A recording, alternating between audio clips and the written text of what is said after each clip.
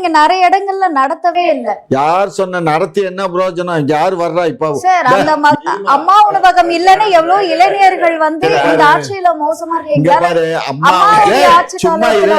பார்த்த மாதிரி என்னைக்கா நீ உள்ள போய் சாப்பிட்டிருக்கியா? நான் சாப்பிட்டுருக்கேன். போயிருக்கேன், நானே போயிருக்கேன். போய் வாங்கி சாப்பிட்டிருக்கியா? நான் வாங்கி வாங்கி சாப்பிடறதுக்காக தான் போறதே. சாப்பிட்டியா? சாப்பிட்டேன். எந்த இடத்துல? நான் வந்து எக்மோர் ஹாஸ்பிட்டல் போகும்போது அந்த ஹாஸ்பிட்டலுக்குள்ளேயே அம்மா உணவகம்னு ஒரு உணவகம் இருக்கு. ஹாஸ்பிட்டலுக்குள்ள இருக்க அம்மா உணவகத்துக்கு போனேன். வெளியில இருக்க உணவகங்கள் எல்லாம் எல்லா இடத்துலயும் இருக்கு. இப்ப சூளைமேட்டுல ஒரு அம்மா உணவகம் இருக்கு.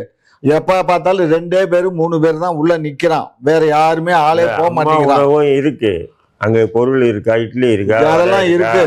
பொங்கல் இருக்கா? அதுதான் கேள்வி. ஆமாங்க, கூட்டம் வந்தா தானே தயார் பண்ண முடியும். தயார் சார் நீங்க அங்க வந்து இட்லி முதல்ல செஞ்சு வித்தாதான் சார் வருவாங்க. நீங்க செய்யாமலேயே வந்து யாரும் எனக்கு தெரிஞ்சு நான் வந்து ஓட்டேரி தாசமாரில் இருக்கேன். நிறைய பெண்கள் வந்து என்ன பண்ணுவாங்கன்னா, ஸ்கூலுக்கு குழந்தைங்களுக்கு ஸ்கூல் வருது, காலங்காத்தால போய் அங்க இந்த இட்லி பொங்கல் எல்லாம் வாங்கிட்டு வருவாங்க.